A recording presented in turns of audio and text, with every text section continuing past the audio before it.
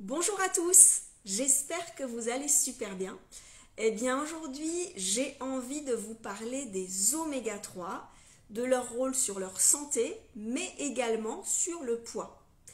Alors je vais vous expliquer les intérêts nutritionnels de ces oméga 3, les sources d'oméga 3 au niveau alimentaire, et puis je vous donnerai 3 clés pour être sûr d'avoir une bonne recharge en oméga 3 au quotidien. Pour ceux qui ne me connaissent pas, je m'appelle Corinne Chimanti, je suis diététicienne nutritionniste installée à Saint-Louis en Alsace depuis maintenant 23 ans en libéral et j'accompagne les hommes et les femmes à retrouver leur poids de forme de manière saine, durable, avec une alimentation à index glycémique bas qui soit gourmande et je vous aide aussi à retrouver un rapport sain à la nourriture. Alors ces oméga 3, vous en avez tous entendu parler à la télé ou sur les étiquetages, on voit en gros oméga 3, on se dit ça doit être bon pour nous, mais on ne sait pas trop à quoi ça sert et où il y en a exactement. Alors les oméga 3 sont des acides gras polyinsaturés et en fait vous avez déjà vu sur les étiquettes, sous la ligne lipides, vous avez 3 lignes. Vous avez les acides gras saturés, monoinsaturés et polyinsaturés. En fait, ce qui les différencie, c'est leur structure moléculaire. Et bien sûr, ces différents acides gras vont jouer un rôle différent dans notre organisme. Donc, les oméga 3 sont des acides gras polyinsaturés et ils sont dits essentiels parce qu'on n'est pas capable de les synthétiser dans notre organisme. Donc, si on n'en apporte pas suffisamment par l'alimentation, on ne va pas couvrir nos besoins. Par contre, les oméga 6, eux, qui sont d'autres acides gras polyinsaturés, sont très présents dans l'alimentation. Et si on a un déséquilibre entre l'apport oméga 3, oméga 6 et qu'on a trop d'oméga 6, on va plus favoriser l'inflammation dans le corps et la prise de poids. Donc on a tout intérêt à surveiller nos apports d'oméga 3 et à enrichir son alimentation le plus possible en oméga 3. Alors je vous explique tout de suite le rôle dans le corps des oméga 3. Ils vont avoir déjà un rôle anti-inflammatoire. Ils vont être protecteurs au niveau cardiovasculaire puisqu'ils vont favoriser la montée du bon cholestérol, vous savez le HDL de votre prise de sang. Ils vont aussi favoriser la diminution de notre taux de triglycérides, donc intéressant déjà. Et puis les oméga 3 vont avoir aussi un impact sur notre santé cognitive, ils vont protéger nos neurones. Ils vont aussi avoir un rôle sur notre santé psychologique, puisqu'en fait, une carence en oméga 3, il a été démontré que ça favorise plutôt les états en anxiété ou dépressifs. Donc c'est très important de ne pas manquer d'oméga 3 aussi pour cette raison. Ensuite, les oméga 3 vont aussi s'intégrer dans nos membranes cellulaires si on en consomme régulièrement. Et ça va avoir quoi comme impact?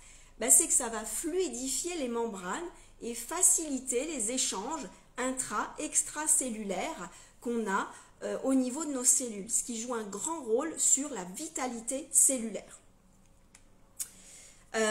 Ensuite, les oméga 3 jouent aussi un rôle sur notre microbiote, c'est-à-dire qu'ils vont faciliter la diversité des bactéries, ils vont augmenter la diversité des bactéries qu'on a dans nos intestins et ça c'est très important aussi pour notre santé et notre immunité.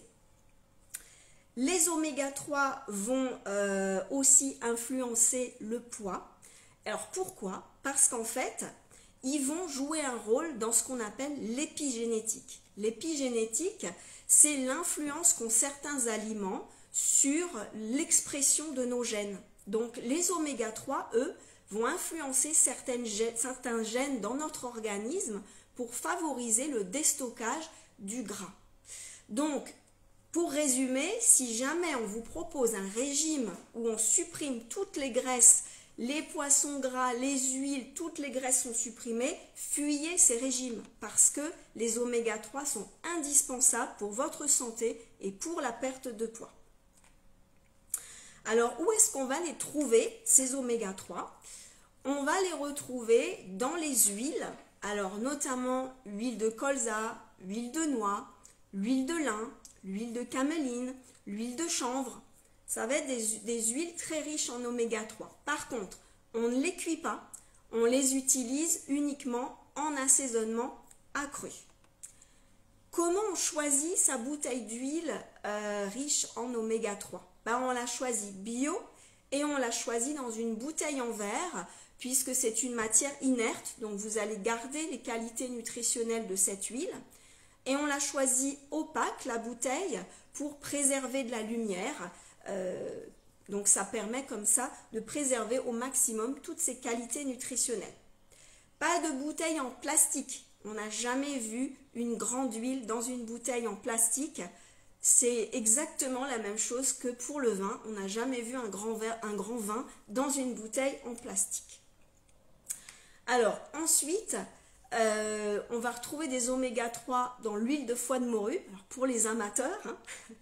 On va retrouver des oméga 3 dans les graines de lin. Donc si on les consomme, par contre, il faut bien les moudre pour assimiler correctement les oméga 3. On va retrouver dans les graines de chia, dont on a parlé ces derniers jours. Pareil, si on veut les saupoudrer sur une salade, les graines de chia, je vous recommande de les mixer pour qu'on assimile bien ces oméga 3. Ensuite, on va retrouver aussi dans les graines de chanvre. C'est un petit côté très agréable, un peu croustillant comme ça. Très sympa, les graines de chanvre. On en retrouve aussi dans les noix. On en retrouve aussi, bien sûr, dans les poissons gras. Donc, dans tout ce qui est sardines, anchois, harengs, saumon, thon. Et aussi dans la mâche et dans la salade de pourpier. Alors concrètement au quotidien, on fait quoi et on en consomme en quelle quantité et quels aliments on va privilégier? Alors pour les poissons, je vous recommande de consommer 2 fois par semaine du poisson gras, mais de diversifier les sources de poissons gras, une fois des petits poissons, une fois des plus gros poissons, pour ne pas être trop exposé aux métaux lourds. Ensuite, on va privilégier les huiles, donc je vous ai cité, on peut rajouter une petite cuillère à café à chaque repas d'une huile au choix dans sa vinaigrette ou sur un aliment. Donc là, en fait, une petite cuillère à café à chaque repas, ce sera parfait. Et on peut bien sûr intégrer des graines riches en oméga 3, donc les graines de lin, les graines de chia, ou bien d'intégrer des noix. Donc tout ça, ça va être très intéressant.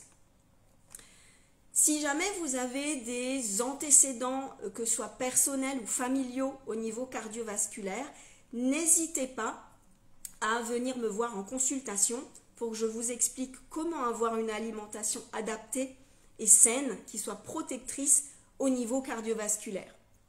Surtout, ne faites pas de régime draconien, comme je vous l'ai dit, sans graisse et privilégiez ces oméga 3, comme on a dit, qui jouent un rôle majeur sur notre santé. Si vous avez aimé cette vidéo, mettez-moi un petit pouce, mettez-moi un commentaire, partagez aussi à vos amis si vous les savez concernés par le sujet. Si vous voulez prendre rendez-vous avec moi, je suis présente sur Doctolib. Vous pouvez prendre rendez-vous sur mon agenda en ligne.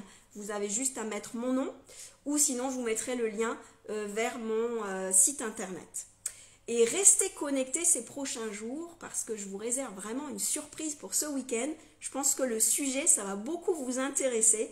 Donc restez connectés, je vous donnerai des petits indices les prochains jours pour que vous puissiez deviner quel thème on va aborder samedi et dimanche. Je vous souhaite une très belle journée et je vous dis à demain. Ciao, ciao!